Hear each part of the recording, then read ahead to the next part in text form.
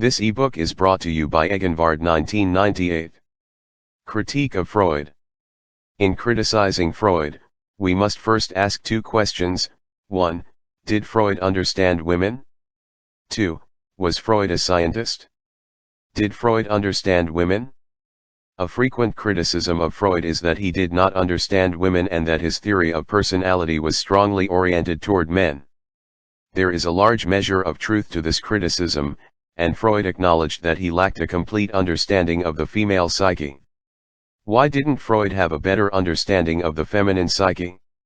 One answer is that he was a product of his times, and society was dominated by men during those times. In 19th century Austria, women were second-class citizens, with few rights or privileges. They had little opportunity to enter a profession or to be a member of a professional organization such as Freud's Wednesday Psychological Society. Thus, during the first quarter century of psychoanalysis, the movement was an all-men's club. After World War I, women gradually became attracted to psychoanalysis, and some of these women, such as Marie Bonaparte, Ruth Mack Brunswick, Helene Deutsch, Melanie Klein, and Anna Freud, were able to exercise some influence on Freud. However, they were never able to convince him that similarities between the genders outweighed differences. Freud himself was a proper bourgeois Viennese gentleman whose sexual attitudes were fashioned during a time when women were expected to nurture their husbands, manage the household, care for the children, and stay out of their husband's business or profession. Freud's wife Martha was no exception to this rule. Freud, as the oldest and most favored child, ruled over his sisters, advising them on books to read and lecturing to them about the world in general. An incident with a piano reveals further evidence of Freud's favored position within his family. Freud's sisters enjoyed music and found pleasure in playing a piano. When music from their piano annoyed Freud, he complained to his parents that he couldn't concentrate on his books. The parents immediately removed the piano from the house, leaving Freud to understand that the wishes of 5 girls did not equal the preference of one boy. Like many other men of his day, Freud regarded women as the tender sex, suitable for caring for the household and nurturing children, but not equal to men in scientific and scholarly affairs.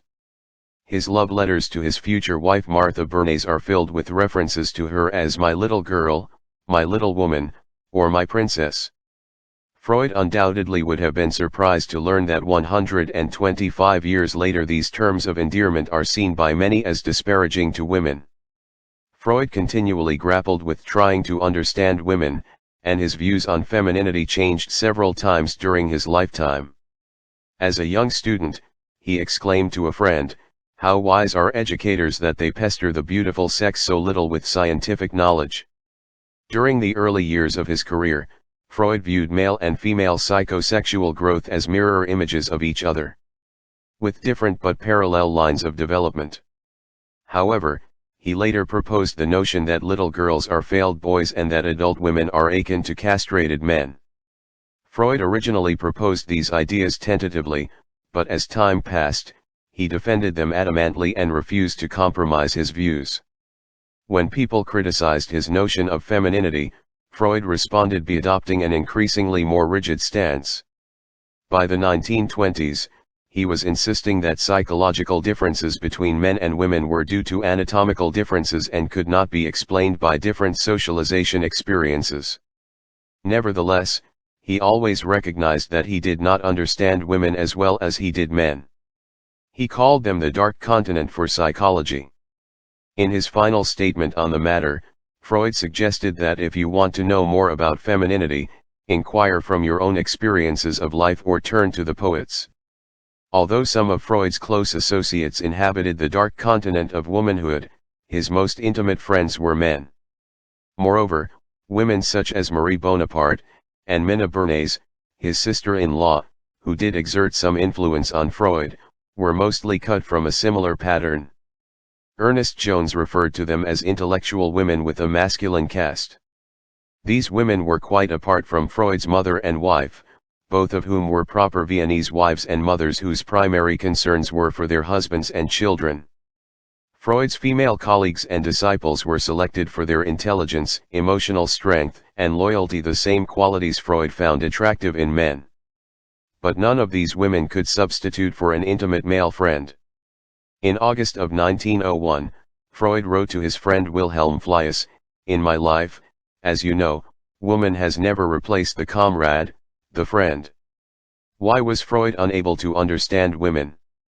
Given his upbringing during the middle of the 19th century, parental acceptance of his domination of his sisters, a tendency to exaggerate differences between women and men, and his belief that women inhabited the dark continent of humanity, it seems unlikely that Freud possessed the necessary experiences to understand women. Toward the end of his life, he still had to ask, what does a woman want?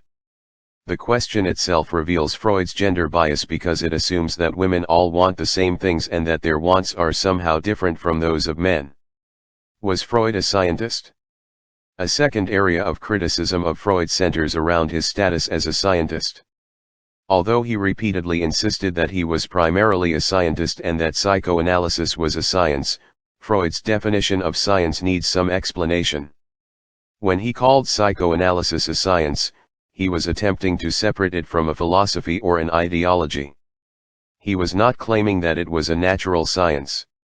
The German language and culture of Freud's day made a distinction between a natural science, Naturwissenschaften, and a human science, Geisteswissenschaften. Unfortunately, James Strachey's translations in the Standard Edition make Freud seem to be a natural scientist.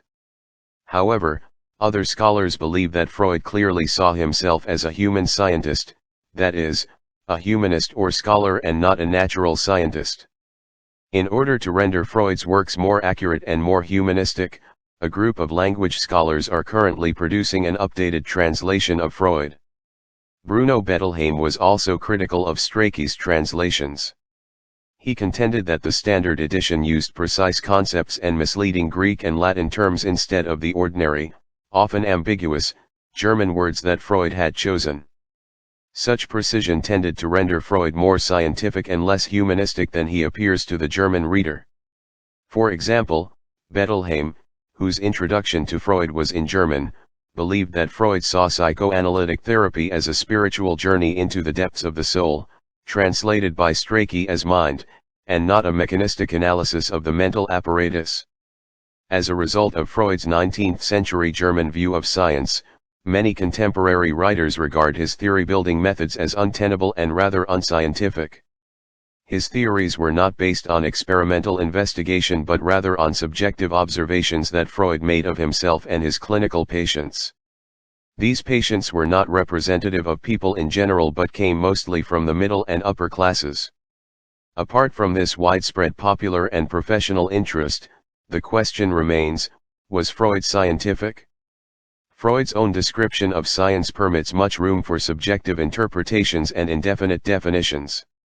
We have often heard it maintained that sciences should be built up on clear and sharply defined basic concepts. In actual fact, no science, not even the most exact, begins with such definitions. The true beginning of scientific activity consists rather in describing phenomena and then in proceeding to group, classify, and correlate them. Even at the stage of description, it is not possible to avoid applying certain abstract ideas to the material in hand.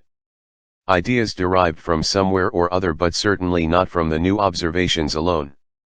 Perhaps Freud himself left us with the best description of how he built his theories. In 1900, shortly after the publication of Interpretation of Dreams, he wrote to his friend Wilhelm Fliess, confessing that I am actually not at all a man of science, not an observer, not an experimenter, not a thinker. I am by temperament nothing but a conquistador and adventurer with all the curiosity, daring, and tenacity characteristic of a man of this sort. Although Freud at times may have seen himself as a conquistador, he also believed that he was constructing a scientific theory.